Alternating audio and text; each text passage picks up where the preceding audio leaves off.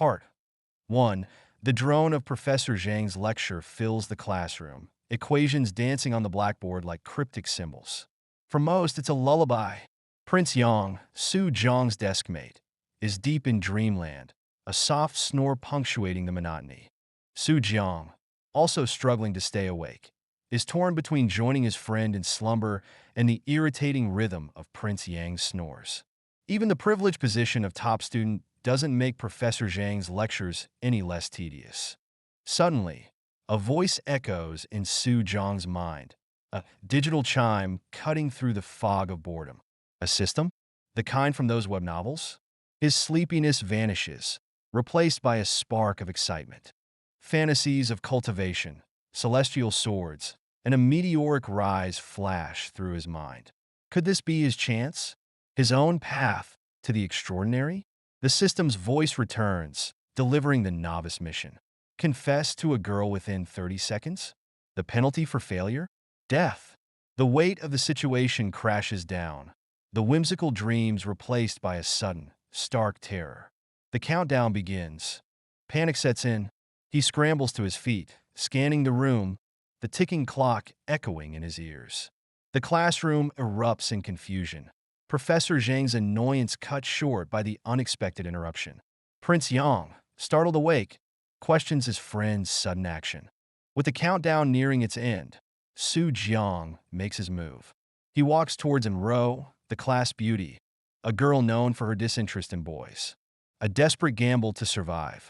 The words tumble out, a rushed confession that hangs in the air. Enro, I like you. Will you be my girlfriend? Silence. The entire classroom freezes, stunned into disbelief. The sharp crack of a hand against what echoes in the quiet office. Mr. Zhang's voice, tight with anger, pierces the silence. Disappointment, thick and heavy, hangs in the air. Su Jiang, have you lost your mind? Su Jiang stands before him, head bowed, a picture of contrition. He tries to explain, but the words catch in his throat. The weight of Mr. Zhang's disapproval bears down on him. He starts to speak, a slip of the tongue betraying his usual familiarity. Old Jiang. He corrects himself quickly, Mr. Jiang, I can explain. Panic sets in. What excuse could possibly justify his actions? Desperation breeds a wild, impulsive lie. He blurts out, I wanted to confess my love. The words hang in the air, a flimsy shield against the storm of Mr. Zhang's fury. Mr. Zhang takes a deep breath, composing himself. He's heard it all before. Su Jiang. He begins, the lecture already forming on his lips. Su Jiang watches him anxiously. You don't believe me? He asks tentatively. Mr. Zhang's composure cracks. He's not sure whether to laugh or cry. He launches into a familiar lecture. Responsibility, academic success, the importance of following rules. The usual platitudes. 10 minutes until freedom. 10 minutes until the suffocating grip of evening study hall releases its hold on Jiangdu University's freshmen. Su Jiang, however, is already free, his advanced calculus homework dispatched with effortless ease. With a casual flourish, he tosses the completed work to his perpetually grateful classmate, Wang Ziyang. The nickname, Leg Bro, sends a twitch across Su Jiang's face. A moniker born from a single afternoon's impulsive act of classroom confession. It's now echoed through the halls of Jiangdu University. The whispers, the gossip, all a consequence of his public declaration to Enro. A pang of guilt strikes him as he considers the unintended consequences for Enro. Amidst the swirling rumors, he resolves to make amends. Dinner. An apology. It's the least I can do, he thinks. But first, a more pressing matter demands his attention: damage control. He pulls out his phone, navigating the labyrinthine depths of online marketplaces. He's on a mission of utmost importance.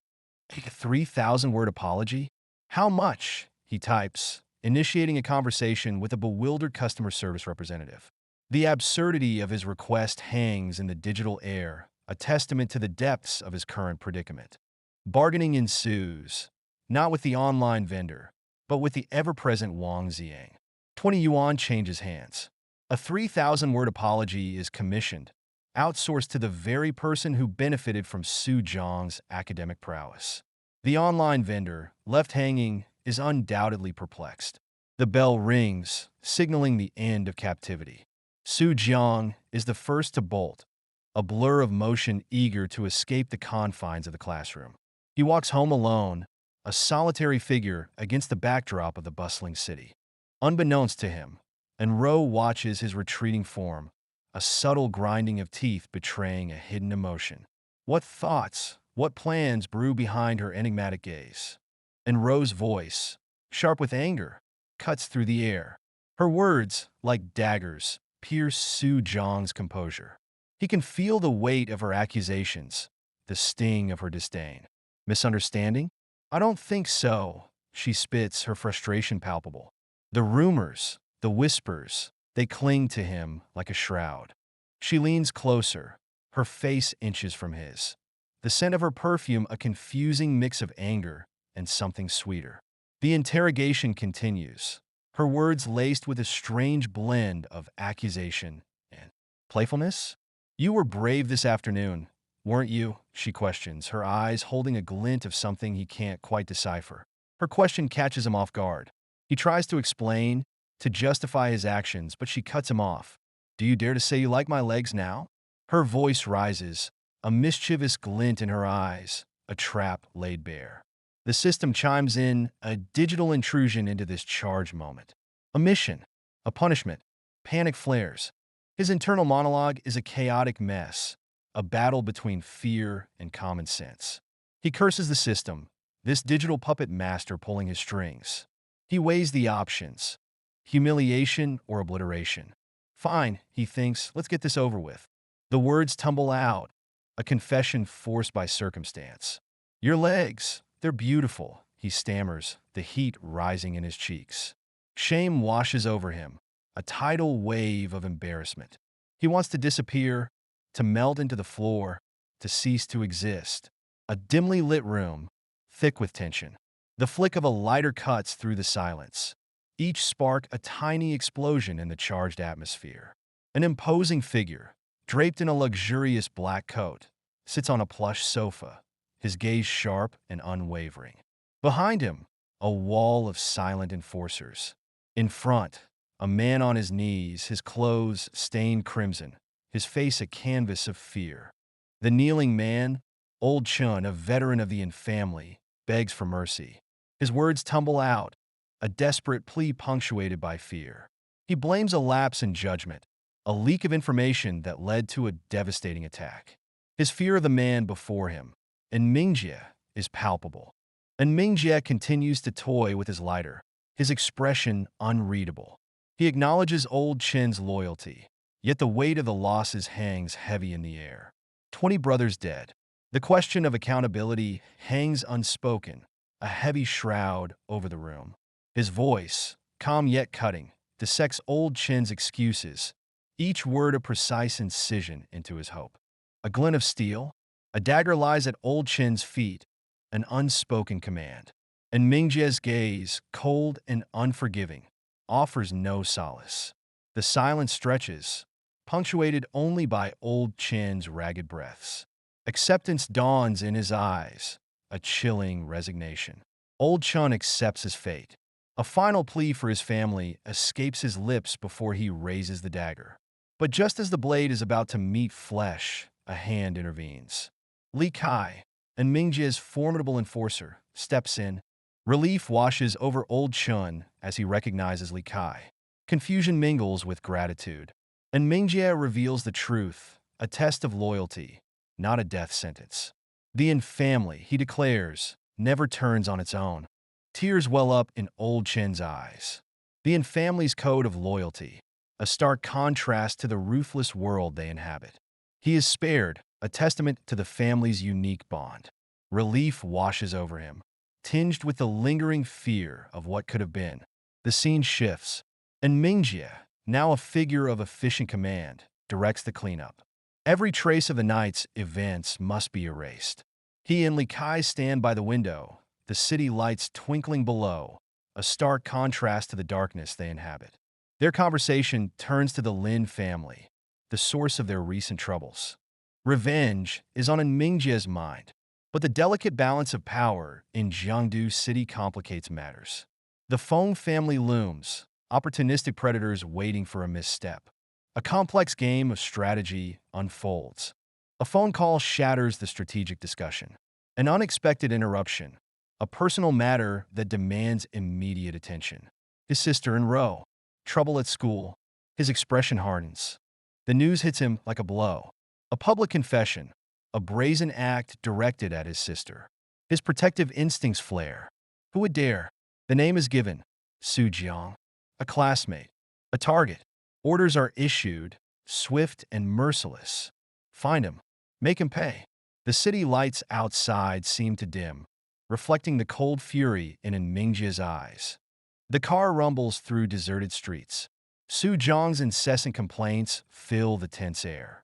He criticizes the choice of location, the stale smell of the blindfold, everything about his unexpected journey. And Ro, beside him, tries to block out the noise, but the rising tide of annoyance is hard to ignore. In the front, the stoic facade of the bodyguards cracks under the barrage of Su Jiang's complaints. One whispers of his frustration, the other urges patience. Their conversation laced with dark humor and a nervous glance at Enro. Unaware of their conversation, Su Jiang continues, oblivious to the tension he's causing. He suggests a stop for street food, pushing Enro's patience to the breaking point. Enro explodes, her voice echoing in the confined space of the car. The sudden outburst silences everyone. The unspoken question hangs heavy. What kind of person is this guy? Annoyed and bewildered, Enro fumes. She can't understand why he's so focused on food when she's right there. Su Jiang, however, has his reasons. Her proximity, the earlier encounter, his heart still racing. Enro forbids him from speaking, hoping for some peace. But the hapless bodyguard blunders, asking about the street food stop. Enro's barely contained frustration threatens to erupt again. Su Jiang watches his culinary dreams fade as they pass the street. Resigned, he sighs internally, mourning the lost opportunity. The car finally pulls into his neighborhood. The bodyguard asks for directions, but Su Jiang remains silent, remembering Enro's order. Annoyed again, Enro clarifies the situation, her foot delivering a sharp message to Su Jiang's foot. Su Jiang bids a hasty farewell, thanking Enro and promising a future meal together. He quickly exits the car, escaping the charged atmosphere. A quiet dinner between siblings, Enro and Mingjia. The familiar comfort of home, a warm meal. But something feels off, a sweetness in the soup, a subtle tension in the air. And Mingjia, concerned, tastes the soup himself. He finds nothing unusual. But his sister's distraction is more than just a culinary quibble. He suspects something deeper is troubling her. He probes gently, the question hanging in the air. Did someone confess to her? And Ro's initial confusion gives way to a sudden, almost too enthusiastic denial. Her little fist clenches, a performance of righteous indignation. And Mingjie sees through her act. He knows something is amiss. He sighs, a mixture of resignation and concern. It's time to take matters into his own hands. He proposes a meeting, a chance to assess the situation. And Ro is taken aback, confused by her brother's suggestion. Bring this Su Jiang home? What is he playing at? And Mingjie explains, his concern for his sister evident. And Ro explodes, mortified by the implication. Her face flushes crimson, her denial vehement. She doesn't like that jerk. A tense confrontation unfolds in a back alley. A gang, led by a sneering youth with dyed yellow hair, corners a nervous, bespectacled man. The air crackles with unspoken threats, the demand for protection money barely concealing the raw menace. The man pleads his poverty, his voice trembling, a stark contrast to the delinquent's cruel indifference. The gang prepares to teach him a lesson, a chilling euphemism for violence. Despair closes in as the man braces for the inevitable. A voice cuts through the tension, casual, almost bored. Su Jiang, a young man with an air of nonchalant confidence, strolls into the scene, a half-eaten bun in hand. His interruption halts the impending violence, drawing the gang's attention. Su Jiang warns them, his tone light yet firm. He throws away his trash, a small act of disregard that hints at a deeper indifference. He's late for class, an almost absurdly mundane concern in the face of this confrontation. He gives them the middle finger, a spark igniting a powder keg. The gang leader, enraged, orders the attack. They surge forward, a flurry of fists and feet, a chaotic explosion of violence aimed at Su Jiang. But to him, their movements are slow, predictable, almost comical. With effortless precision, Su Jiang dismantles their attack. Each strike finds its mark, each blow a testament to his mastery of combat. The alley echoes with the sounds of pain, the thugs falling like dominoes. The gang leader, defeated and desperate, pulls a knife. Su Jiang, unfazed, approaches the bespectacled man. He asks a simple question, but the stage is set for a twist. Late again? The familiar sting of Mr. Zhang's reprimand echoes in Su Jiang's ears. He shuffles to the back of the class, his gaze briefly meeting in rows. A fleeting connection, quickly broken. The back row offers a haven for Su Jiang's sleepiness. He leans against the wall, book held as a shield, eyes drifting shut. Thanks to his newly acquired fighting mastery, standing naps are his latest superpower. Class ends, undisturbed. The familiar call to Mr. Zhang's office follows. Su Jiang sighs. Another day, another lecture. He retrieves his pre-written apology from Jiang, a well-rehearsed routine. In the familiar confines of Mr. Zhang's office, the apology is offered unread. The real topic, the upcoming math competition, and the immense pressure for Su Jiang to win gold. Su Jiang feigns enthusiasm, promising victory. Inside, he shrugs, a medal's a medal, right? But Mr. Zhang's ambition hangs heavy in the air. Back in class, sleep beckons. Ziyang's excited chatter about their weekend gaming session barely registers. A poke on his arm interrupts his descent into slumber. It's not Ziyang, and Rose stands there, a hesitant question on her lips. "Are you free tomorrow?" she asks, her voice barely above a whisper. Su Jiang confirms he's free, glancing at a confused Ziyang. And Rose's request follows swiftly. "Come home with me." Ziyang chokes on his water, stunned. Panic sets in. Su Jiang remembers in Rose's family, a notorious underworld clan. He tries to backpedal, desperately seeking an escape route. Ziyang, sensing the gravity of the situation, plays along. And Rose smiles, unaware of the inner turmoil. Su Jiang is trapped. Su Jiang's inner monologue is a symphony of despair. He curses Ziyang's obliviousness. He's going to die, he's sure of it. Just as he resigns himself to his fate, the system chimes in. A new task. Keep the date. Failure is not an option. Or is it? Friday afternoon. The last class drags on. But the promise of no evening study hangs in the air like a sweet reward. Su Jiang, as always, is the first one out, even from his back row seat. A voice calls out his name, a touch of urgency in its tone. It's Enro, hurrying after him. They walk side by side, the whispers and stares of their classmates clinging to them like shadows. Yesterday's confession still hangs heavy in the air. Enro's playful threat, a mix of playful warning and genuine concern, breaks through his thoughts. Su Jiang sighs, aware of the attention but resigned to it. He reassures her, a touch of humor in his voice. He watches her, a small smile playing on his lips. The Ice Queen reputation seems more like a carefully constructed facade, hiding a playful spirit. Curiosity finally gets the better of him. He asks about their plans, her vague answer only fueling his questions. His mind immediately jumps to the practical. The thought of showing up empty-handed, seemingly a greater concern than the mysterious meeting itself. And Rose's reaction is a mix of confusion and exasperation. Cao Lung me on again. It seems to be the only thing on his mind. She forbids it, the very idea of such a casual gift absurd in this context.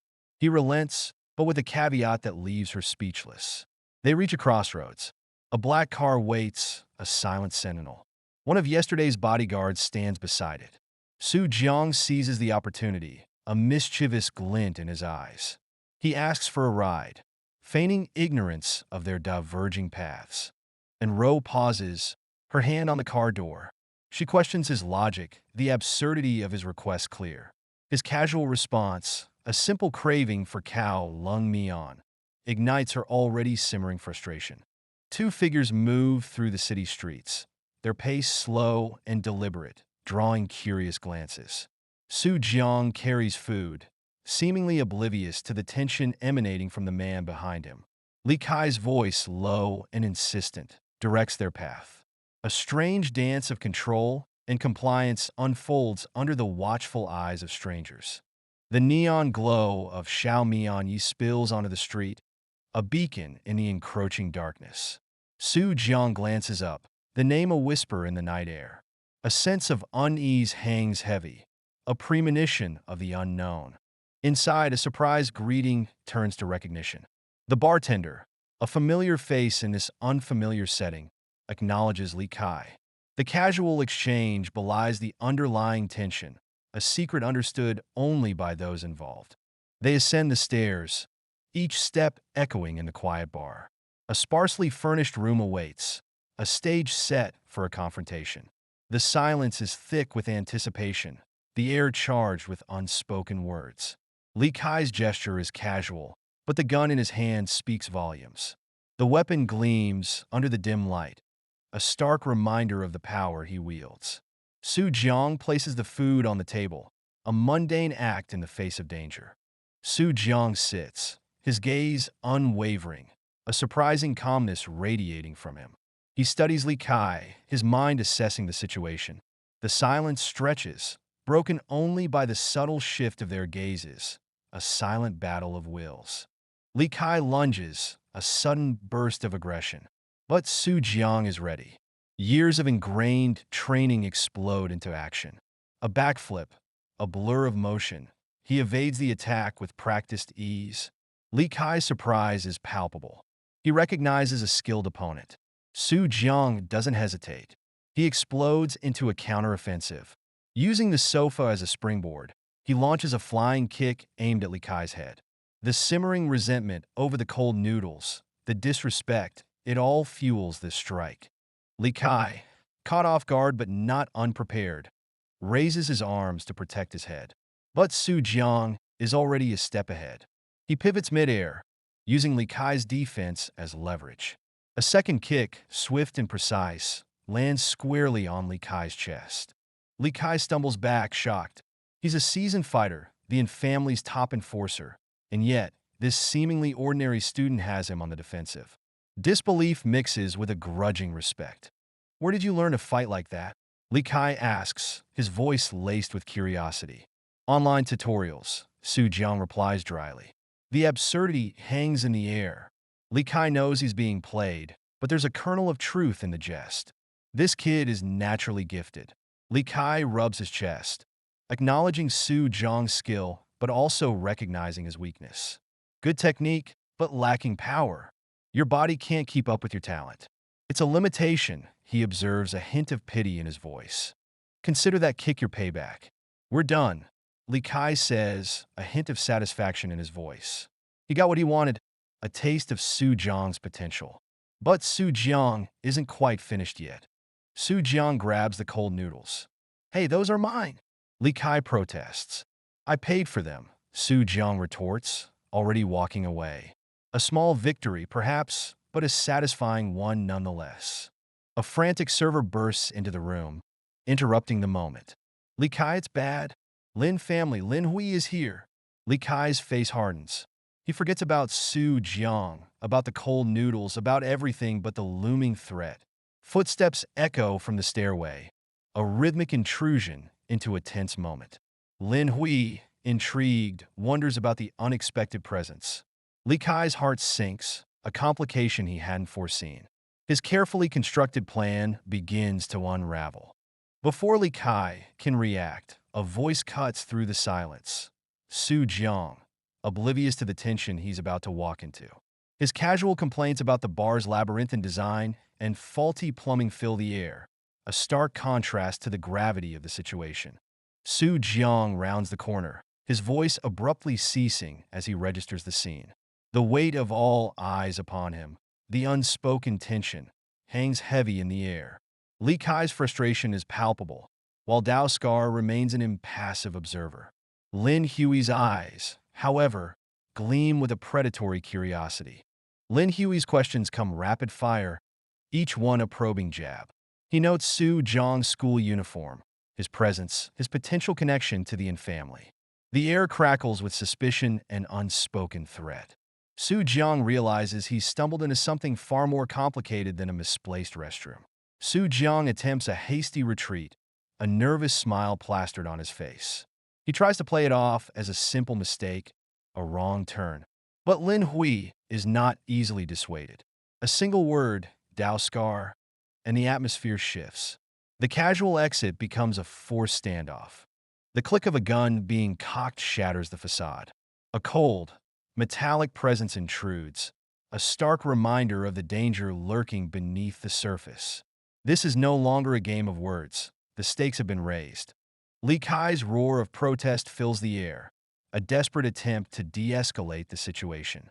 He fears not for himself, but for the consequences, the fallout within the Yin family, the ripple effects of violence within their own establishment. Lin Hui, however, sees Li Kai's panic as confirmation of his suspicions. His interest in Su Jiang intensifies. Unfazed by the chaos, a voice echoes in Su Jiang's mind. The system. A mission, a challenge, a choice. The world around him fades as the weight of the situation intensifies. Even without the system's prompt, Su Jiang knows he won't back down. Lin Hui's words are a veiled threat, a casual invitation to a conversation with deadly undertones. Su Jiang ignores the pretense, his gaze locking onto Dao Scar. A simple statement, a declaration of defiance. I hate being pointed at with a gun. A tense standoff. Su Jiang, face impassive, aims a gun at Lin Hui. His hand trembles slightly, the weight of the moment, the first time facing another with deadly force. The tremor fades, replaced by a chilling calm. Years of training, the honed skill of a marksman take over. The gun becomes an extension of his will. Lin Hui, recovering from his initial shock, scoffs. A smirk plays on his lips, a dismissive arrogance. You won't shoot, he taunts, a war between the Lin and Yin families. The sentence hangs unfinished, cut short by a deafening crack. A bullet whizzes past Lin Hui's ear, shattering a bottle behind him. The air hangs thick with the smell of alcohol and the sudden reality of violence. The color drains from Lin Hui's face. He stammers, "What do I care about your families?" The casual disregard in Su Jiang's voice is more terrifying than any threat. Lin Hui's eyes dart to Li Kai, questioning, bewildered. His composed facade crumbles. He looks at the gun, then back at Li Kai. Betrayal, confusion, and fear war within him. Li Kai nods, pale and shaken. The confirmation of his fears chills Lin Hui to the bone. The phantom pain of the near-miss bullet intensifies, a stark reminder of his mortality. "Brother, please, let's talk." Lin Hui pleads, his arrogance gone, replaced by raw fear. He's no longer the untouchable gangster, but a man staring down the barrel of a gun. Su Jiang, after a moment of tense silence, lowers the gun. He disassembles it with practiced ease, the clicks of metal echoing in the sudden quiet. The unloaded gun lands at Lin Hui's feet. "This is a warning," Su Jiang says, his voice low and steady. He lets the bullets fall to the floor, one by one, a rhythmic punctuation of his threat. Only one remains. He holds the last bullet before Lin Hui's eyes. "If you seek revenge," he warns, the unspoken threat hanging heavy in the air. The bullet, a symbol of imminent death, glints ominously. Su Jiang pockets the bullet, turns, and walks away, leaving a stunned silence in his wake. He is a mystery, a force they cannot comprehend. A student? Or something far more dangerous? Night descends, casting long shadows as Su Jiang walks home, weariness clinging to him like a second skin. The system's arrival has disrupted the quiet rhythm of his life, replaced by a constant state of unease. A premonition lingers, a sense of unavoidable trouble. Lost in thought, a familiar chime cuts through the silence, the system's voice. He's grown almost numb to its pronouncements. But this time, something is different. The usual swift reward delivery is replaced by an unnerving silence. Finally, the system speaks, announcing a rare reward, a blank skill scroll, a chance to gain the skill he needs most, a tantalizing prospect. Without hesitation, he accepts. The scroll activates, granting him the superhuman body skill. Power surges through him, a vibrant energy coursing through his veins. He feels reborn. He tests his newfound strength, a casual punch splitting the air with a sharp crack.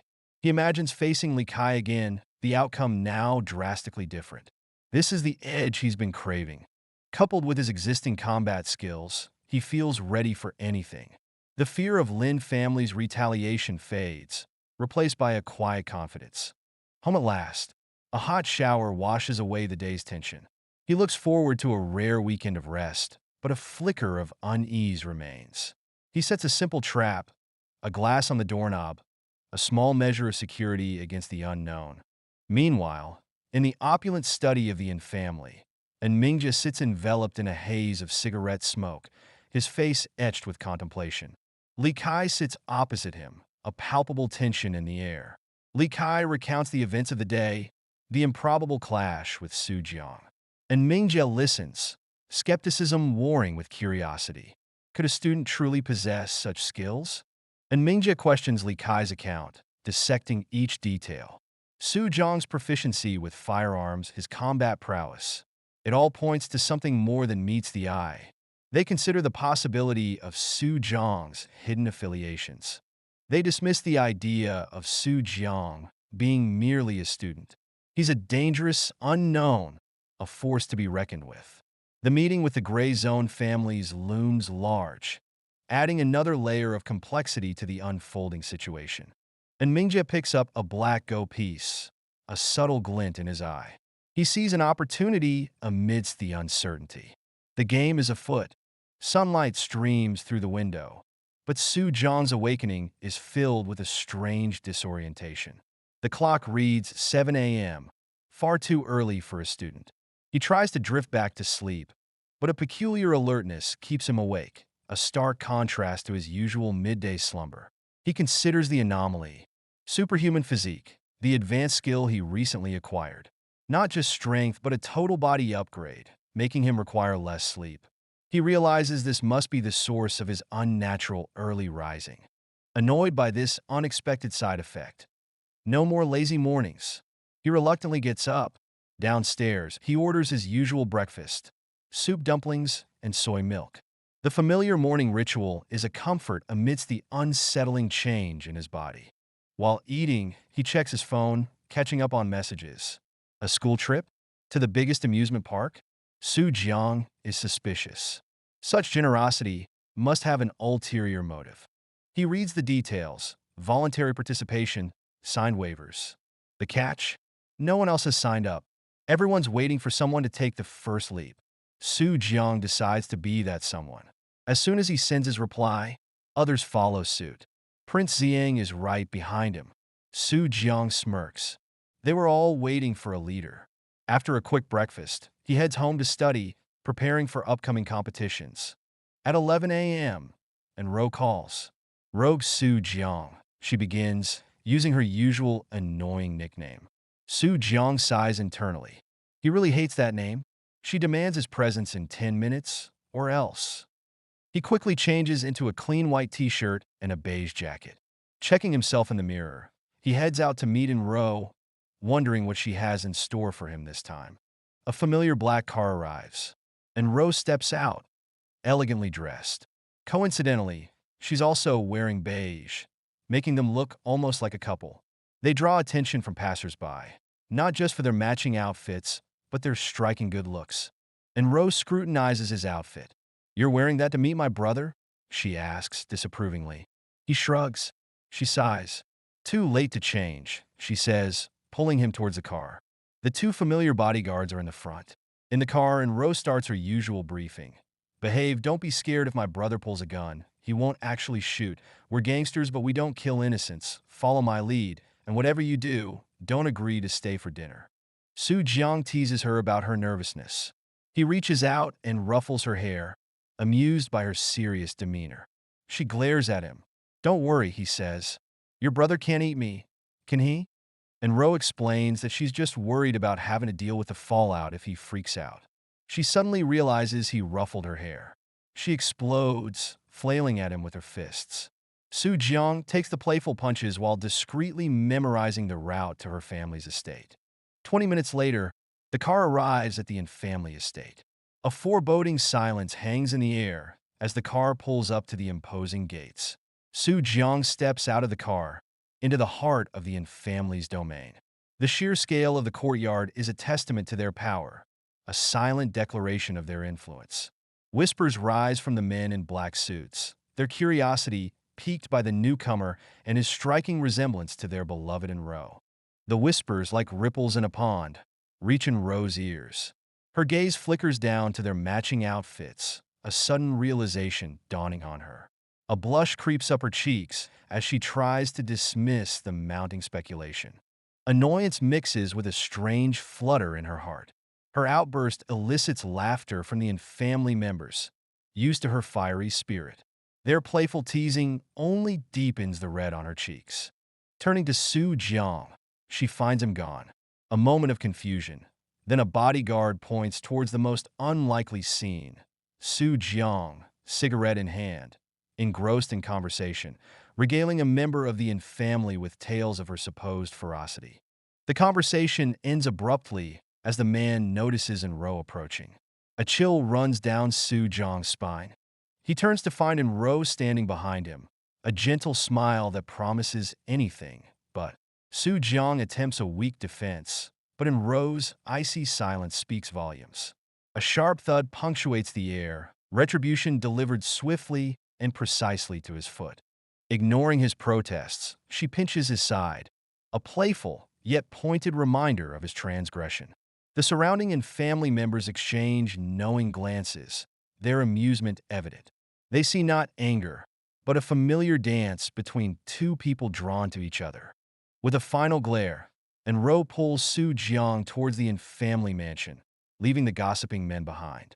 Inside, Mingjie, the head of the family, awaits their arrival. He observes their intertwined hands, a subtle understanding passing between them. Mingjie rises to greet them, his smile warm and welcoming. He extends a hand to Jiang, a gesture of acceptance. But beneath the pleasantries, Jiang senses a hidden depth, a quiet power that commands respect. As the pleasantries conclude, a system notification pings in Jiang's mind. A reward for fulfilling his agreement with Ro. The reward? A skill called Dirty Sucker Punch. Jiang's internal monologue fills with confusion and disdain. Seriously? What kind of lowbrow skill is this? The plush sofa sinks beneath him. An air of formality hangs in the room, but in Mingjie's words, "Call me and go," attempt to bridge the gap. Beside him, Ro's presence adds another layer to the already complex situation. A silent exchange passes between them, a subtle tension underlying the polite greetings. The offer of tea, a small gesture, eases the stiffness slightly. And Mingjie's casual instructions to Lao Su reveal a comfortable familiarity within the household. An undercurrent of anticipation runs through the air. "I wanted to meet you," and Mingjie says, "Ro often speaks of you." Jiang raises an eyebrow, a flicker of surprise in his eyes. He glances at Ro, questioning and intrigued. Ro's denial is swift and flustered, caught off guard by her brother's words. And Mingjie's look silences her protest. A familiar dynamic between siblings, unspoken yet clearly understood. The conversation shifts, polite and probing. Questions about family, living arrangements, a subtle dance of information gathering. The small talk continues, a veil over the true purpose of the meeting. The arrival of tea and coffee marks a subtle shift. And Mingjie's invitation to play chess, a seemingly innocent suggestion, carries a weight only Jiang seems to understand. And Ro, oblivious, watches them with growing curiosity. As they move towards the study, and Ro tries to follow, her curiosity piqued. But in Mingjie's dismissal is firm, leaving her standing outside the closed door, a mixture of frustration and confusion swirling within her. The door closes, a barrier between her and the conversation she's excluded from. Inside the study, the chessboard sits between them, a silent battleground. And Mingjie places the first black stone, the click echoing in the quiet room. The real conversation begins, away from prying ears. Some things, and Mingjie says, are better discussed in private. Jiang understands, placing his white stone with a quiet resolve. The clicking of ghost stones echoes the finality of the game. A wry smile touches Jiang's lips. Defeat is inevitable, a bitter taste on his tongue. He sees not just his loss in the game, but the shadow of a future he can't control. And Mingjie's question hangs in the air, heavy with unspoken implications. What are your plans? It's not just about the future, but a subtle probing of Jiang's hidden depths. Jiang longs for the quiet life he once knew, a life that now seems impossibly distant. I just want things to go back to normal. A wistful hope against the currents of fate. And Mingjie's words are a stark reminder of a changed reality. The attention of Lin Hui, a looming threat, has shattered any illusion of peace. Even violence won't erase the mark Jiang now carries. Jiang's silence is a mask for the turmoil within. The appearance of the system, the inexplicable connection with Ro, the conflict with Lin Hui, all stem from a single confession. A cascade of events triggered by a moment of vulnerability. A sudden offer hangs in the air, unexpected and game-changing. Join the family. The words resonate with power and the promise of protection. But at what cost? Jiang weighs the offer. Protection for him and Ro, a shield against the encroaching darkness. But the thought of being bound to a family, a life dictated by obligation, creates a knot of unease in his stomach. An hour later, outside the Fengting restaurant, and family cars stand in a silent row. And Ro emerges, a storm cloud on her face, muttering about secrets and exclusion. The car ride has been a simmering pot of resentment. Meanwhile, Jiang and Mingjie exit their own vehicle, a quiet understanding passing between them. Jiang approaches Ro, a playful tease masking a deeper concern. Her anger, however, is quick to ignite, and Ro slaps away his hand, demanding answers. Jiang offers a simple explanation protection, but Ro's suspicion isn't so easily assuaged. Her foot lashes out, a swift, unexpected attack. Jiang sidesteps, a flicker of amusement in his eyes. Li Kai calls for them to move, and Ro, with a parting jab and a promise of future reckoning, storms ahead. The game, however, is just beginning, and Mingjie, transformed, exudes an aura of command. Gone is the gentle brother. In his place stands a leader, his gaze sharp, his purpose clear. The family members behind him stand ready, their loyalty unwavering. Jiang watches Mingjie, the plan they discussed echoing in his mind. Tonight, Jiangdu City will tremble. Tonight, the family makes its move. Inside the Fengting restaurant's top floor, the air crackles with anticipation. The Feng and Lin families, their badges gleaming, engage in hushed conversations. Smaller families, sensing a shift in power, watch from the sidelines. Lin Hui, a casual smile playing on his lips, surveys the room. Beside him stands a new bodyguard, a silent promise of strength. He wonders about the absence of Feng Qingye and his son, Feng Haoshuan. The clatter of plates and the aroma of roasted meat fill the air. Jiang, oblivious to his surroundings, devours his meal with gusto. And Ro watches him, a mixture of amusement and exasperation swirling within her. The elegance of the restaurant clashes sharply with Jiang's unrestrained appetite, drawing unwanted attention. Jiang savors a perfectly roasted chicken leg, a testament to the culinary expertise of the Wind Pavilion restaurant. He questions Ro's lack of appetite, his words muffled by the food in his mouth. Annoyance flickers across her face, her hunger momentarily replaced by exasperation. A familiar, unwelcome voice cuts through the restaurant's ambience. Lin Huey's smug face appears, his greeting dripping with false pleasantries. And Rose's face hardens, her disdain palpable. Lin Hui, and Mingjie's rival, assesses the situation, a flicker of surprise in his eyes. He recognizes Enro, but notes the unfamiliar presence of Su Jiang, a mystery he intends to unravel.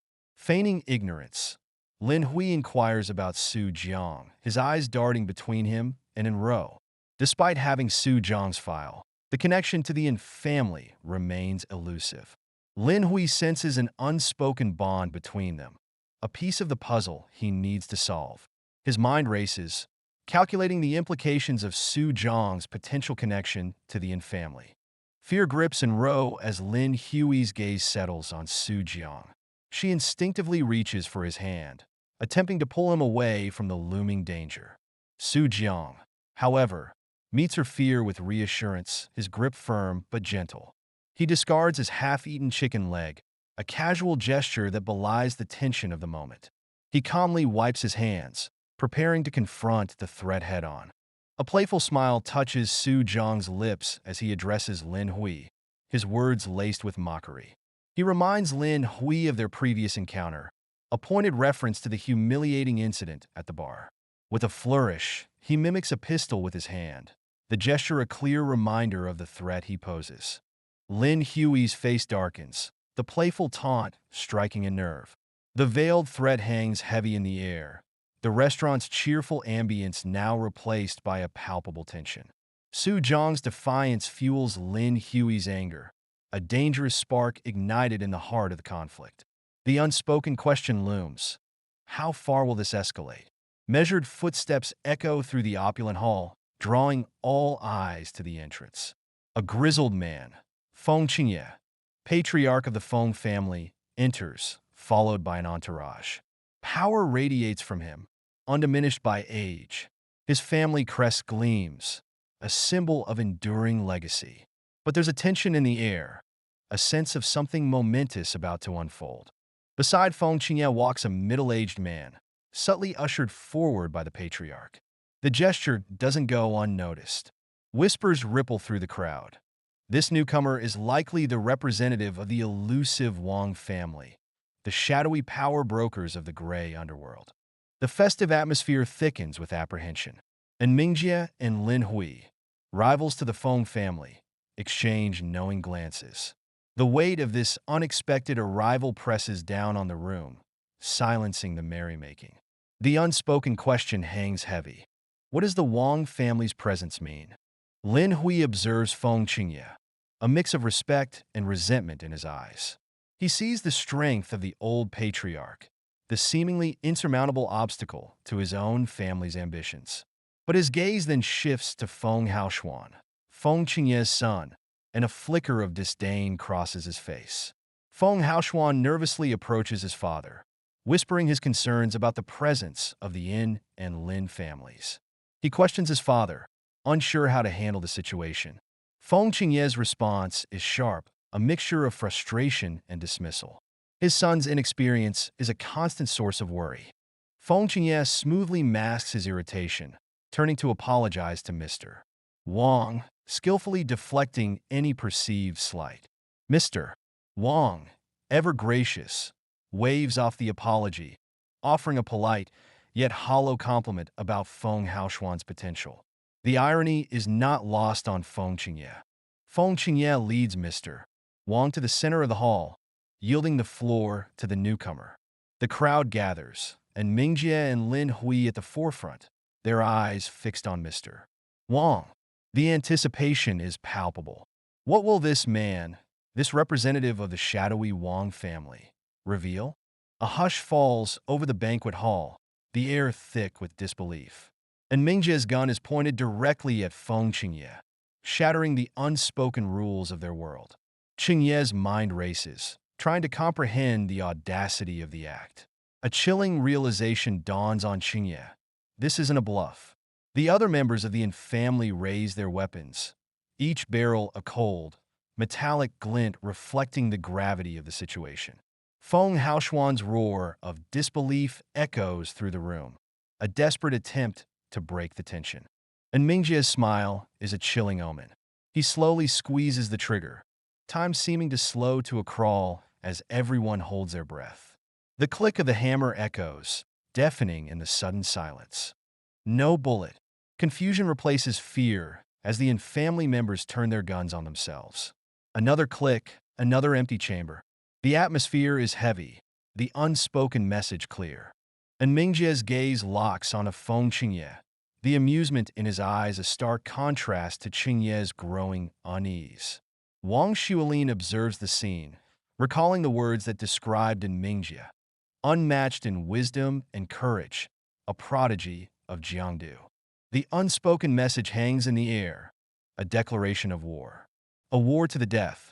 And Mingjie confirms Qingye's fears, addressing him directly, invoking Wang Xuelin as a witness to this fateful moment. And Mingjie addresses Wang Xuelin, the head of the Dragonhead family, asking for his acknowledgement. He declares total war against the Feng family, promising an end within a month. His words ring with finality, sending shivers down the spines of everyone present. Wang Xuelin, realizing he's been used as a pawn in Mingjie's game, accepts his role. The smaller families, sensing the shift in power, frantically send messages, the news of the war spreading like wildfire. Exhaling a cloud of smoke, Li Kai follows in Mingjie out of the restaurant, the tension of the meeting finally ebbing away. The weight of Mingjie's audacious plan against the Feng family had nearly crushed him. Now the first move has been made, and a thrilling sense of anticipation hangs in the air.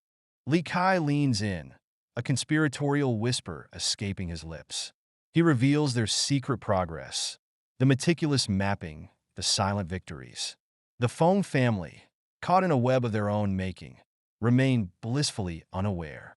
And Ro approaches, her face etched with worry. The bold move against the Feng family leaves her vulnerable, a pawn in her brother's game. She seeks reassurance, seeking a role in this unfolding drama, not wanting to be a liability. And Mingjie laughs, his confidence unshakable. He assures Enro, dismissing her fears with a wave of his hand. He believes he has woven a shield of fear around her, making her untouchable, even to their enemies. He has played a dangerous game, using Enro as bait, confident in his enemies' fear of his cunning. He sees their hesitation, their inability to gamble on such high stakes. It's a gamble he's willing to take. A rumbling stomach breaks the tension. Enro, embarrassed, blames Su Jiang's gluttonous eating habits for her own lack of appetite. And Mingjie, amused, turns to Su Jiang, who shrugs innocently. A system alert echoes in Su Jiang's mind, a jarring interruption to his walk. This mission, different. The word Musa, obliterate, hangs in the air, a chilling contrast to the mundane evening. And Ro's voice pulls him back to reality. Concern clouds her features as she notices his sudden unease. He forces a smile, a mask over the unsettling system prompt. A lie forms easily on his lips, a casual excuse to hide his inner turmoil. He pushes the system's threat aside. What choice does he have? He embraces the present, the warmth of the evening, the promise of good food. A familiar voice cuts through the air, a voice that grates on his nerves. It's Jiang, holding court with a girl Su Jiang doesn't recognize. Jiang's boasting fills the air, a familiar and irritating performance. A mischievous glint enters Su Jiang's eyes. An opportunity presents itself. Su Jiang approaches, placing his hands on Jiang's shoulders. Jiang's annoyance turns to shock, then fear, then a forced smile. A silent exchange, a threat whispered in Jiang's ear. The price of silence, dinner. Jiang's eyes widen as he spots Enro. His jaw drops. Taken down, he thinks, stunned. He notices their matching outfits, a confirmation of his suspicion. He gives Su Jiang a thumbs up, impressed and envious. Dishes arrive, overflowing the table. Enru gazes at Su Jiang, her eyes wide with surprise. So much food. Can they possibly finish it all? She's a light eater, her slender figure a testament to her small appetite. Jiang, noticing the abundance, approaches the neighboring table with a charming smile. He offers the excess food to Wang Ziang and Jiming, a gesture of generosity, or perhaps a strategic maneuver. Jiming politely declines, but Jiang insists. An awkward exchange unfolds, with Wang Ziang caught in the middle. He forces a smile, his inner thoughts a whirlwind of resentment. It's his money funding this display of generosity. Returning to his seat, a sharp pain jolts Jiang. He looks up to see Enru's sweet smile, a stark contrast to the pressure she's applying to his foot under the table. Her voice, low and laced with Yi, questions his interaction with Jiming. Enru's playful jealousy simmers. Her tapping chopsticks betray her inner turmoil. Jiang, finally catching on, cautiously asks if she's jealous. Flustered, Enru denies it, her actions belying her words. Amused by her reaction, Jiang apologizes. He recognizes her genuine affection, a warmth that touches him deeply. A silent promise forms in his heart, a confession waiting to be spoken. The two groups, though at separate tables, chat idly. The conversation flows between Jiang and Wang Ziang. Enru, however, is preoccupied with the delicious hot pot, her appetite surprisingly robust. Jiang's curiosity piqued. He asks about Wang Ziang's presence. The explanation, a visit with his uncle and Jiming, leads to a discussion about an upcoming school event. The school has rented an entire amusement park. The prospect of fun excites everyone except Enru, a shadow of sadness crossing her face. Jiang notices Enru's sadness. He learns she wants to go to the amusement park, but is hesitant due to the tension between her family and the Feng family. Jiang reassures her, promising to handle her brother's potential objections. He knows that Enru acting normally is the best course of action in the current situation. Relieved, Enru enjoys the rest of her meal, her gaze lingering on Jiang. Wang Ziang discreetly settles the bill, wincing at the cost of Jiang's meat feast. Wang Ziang and Jiming depart, leaving Jiang and Enru to finish their meal. Enru enjoys the strawberry ice cream Jiang ordered for her, while he continues his impressive display of appetite. As Enru savors her ice cream, she observes Jiang, a playful thought crossing her mind. His ability to consume such vast quantities of food without gaining weight baffles her. The warm, spicy scent of hot pot lingers as Jiang and Enru step out into the cool night air. A first date jitters still clinging to Jiang, unsure of what comes next in this unfamiliar territory of one-on-one time with a girl. Enru, equally hesitant, suggests a stroll through the vibrant night market. It's a world of sights and sounds Enru has never experienced, her curiosity sparkling in her eyes. The bustling streets become their playground. A balloon game stall catches Enru's eye. The vendor, sensing a potential customer, launches into his practice sales pitch. Enru's gaze fixes on a large Pikachu plushie, a prize that whispers promises of fun and comfort. The vendor, with a sly grin, reveals the challenge: 30 consecutive hits to win the ultimate prize. Enru, undeterred, confidently buys a mountain of darts and pellets. Jiang watches, bemused by her sudden confidence. Enru's initial attempts are less than stellar. The pellets miss their mark, leaving her surprised and a little embarrassed. Jiang struggles to contain his amusement, her ineptitude a stark contrast to her family's reputation. Blaming the wind, Enru switches to darts, hoping for better luck. The results are marginally better but still far from impressive. The gathering crowd, drawn by the spectacle, begins to murmur, their attention shifting from the game to Enru herself. Whispers turn to outright comments, some admiring her beauty, others mocking her lack of skill. The attention becomes too much, and Enru, blushing, prepares to retreat. Jiang, sensing her discomfort, steps forward. "Let me try," Jiang offers, a quiet confidence in his voice. Enru, skeptical, warns him of the rigged game. Jiang, ignoring her doubts and the growing crowd, picks up the pellet gun. He assesses the situation, his eyes narrowing as he realizes the vendor's trickery. His first shot misses, a calculated miss to confirm his suspicions. The crowd, quick to judge, erupts in laughter and taunts. Annoyed, Enro starts to pull Su Jiang away but stops, stunned by his next move. With a newfound focus, Su Jiang begins a rapid-fire assault on the balloons. Each shot finds its mark, a rhythmic popping sound cutting through the silence. The crowd, silenced, watches in disbelief as balloon after balloon bursts. Enro, initially worried, begins counting, excitement building with each successful shot. The vendor, his sly grin replaced by a look of panicked realization, watches his profits disappear with every pop. 30 hits. The impossible becomes reality. Su Jiang, victorious, claims his prize, the giant Pikachu. The crowd, now humbled, disperses, leaving Su Jiang and a beaming Enro alone with their oversized trophy. The night, once filled with awkwardness, now crackles with shared triumph. They find a quieter spot, and Ro, eager to claim her prize, reaches out expectantly. Su Jiang, teasingly, pretends to misunderstand, sparking a playful argument. And Ro, indignant, demands her Pikachu. Su Jiang's playful resistance quickly ends under the threat of physical harm. The plushie, a symbol of their shared experience, finds its rightful owner. Night falls over the Jiangdu River, painting the scene in shades of ink.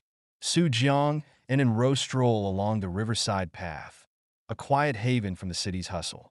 The path leads to the family estate, a place of both comfort and complexity for Enro.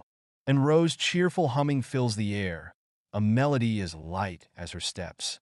She bounces along, a picture of youthful joy. Su Jiang follows, holding a large Pikachu plushie, a bemused smile on his face.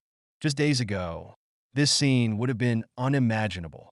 He reflects on the changes brought about by the system, a force that has turned his life upside down.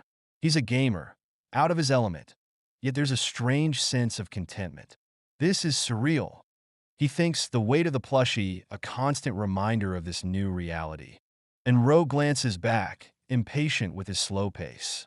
Su Jiang retorts, the oversized Pikachu a comedic burden. Try carrying this thing, he grumbles. And Ro waits, a playful annoyance flickering across her features. They walk side by side, the silence filled with unspoken words. And Ro shyly offers a small Pikachu keychain, a token of gratitude for the earlier prize. Su Jiang accepts, a silent understanding passing between them. They reach the family estate, and Ro, reclaiming her prize, is almost swallowed whole by the giant Pikachu.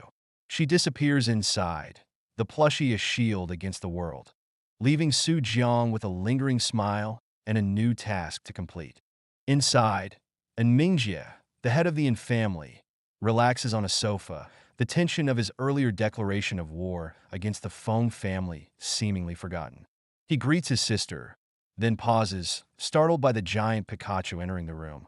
And Ro emerges from behind the Pikachu, pride in her voice as she explains its origin. And Mingjie, amused by his sister's childish delight, can't help but smile.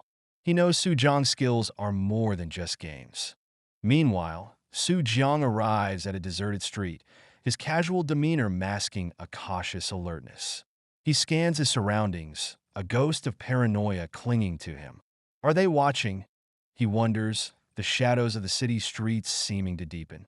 He reaches the Xiao Mianyi bar, closed for the night. He knocks, the sound echoing in the stillness. Inside, a gruff voice answers, unaware of the secret mission unfolding on their doorstep. Su Jiang identifies himself, using in Mingjie's name. The door opens, revealing a man named Hua Qing, known as Hua Zi in the underworld. Su Jiang suppresses a twitch at the nickname. This meeting is a step into a world he never knew existed. Hua Zi produces a simple, old-fashioned cell phone, the object of Su Jiang's mission. It's a relic in a world of smartphones, yet it holds the key to a vast network of secrets, a network ready to strike a devastating blow against the Feng family. The night hums with a quiet energy as Su Jiang returns home, the weight of his mission settling into the back of his mind. An old burner phone, a tool of last resort. Will it even be necessary? A sudden meow breaks the silence.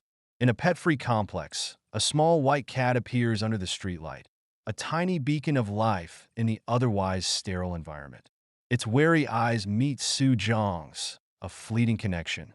He tries to walk away, but the cat has other plans. Ignoring its half-eaten treat, it rubs against his leg, a silent plea. Su Jiang's initial annoyance softens into confusion. Why is this cat so drawn to him?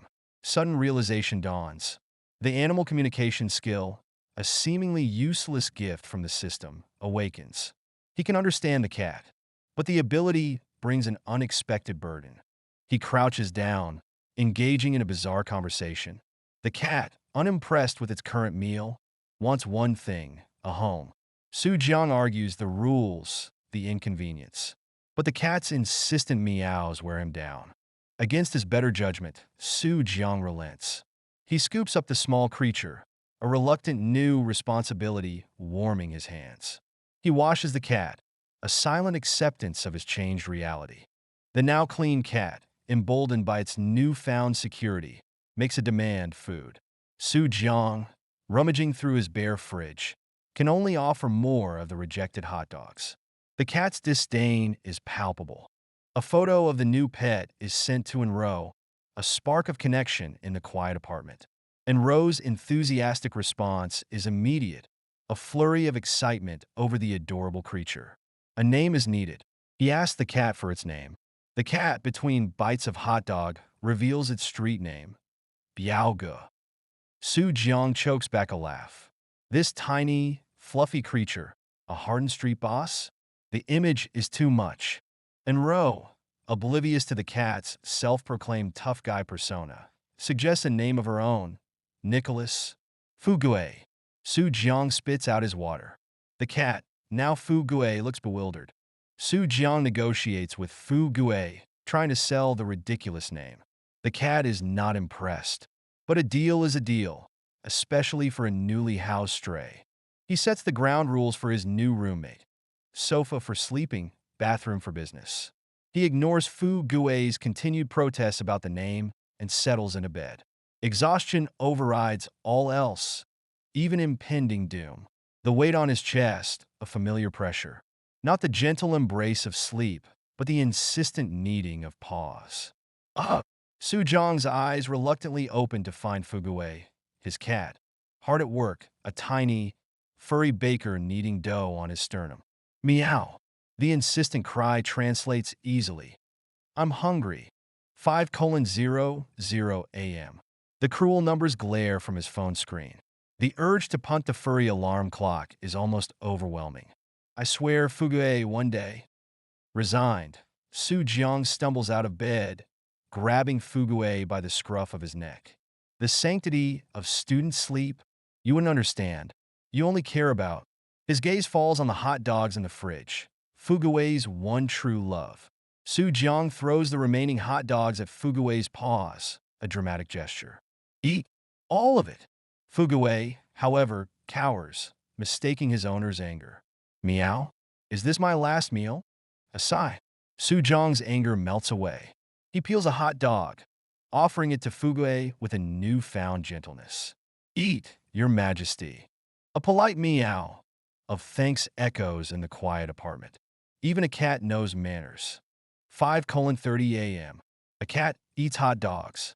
A man with bedhead sips coffee, watching the sunrise paint the sky. How did my life get this weird? He wonders, a touch of melancholy in his thoughts. Boredom, a familiar enemy, settles in. His enhanced body, a gift and a curse, leaves him restless. Well, might as well game, he decides, a spark of motivation flickering in his eyes.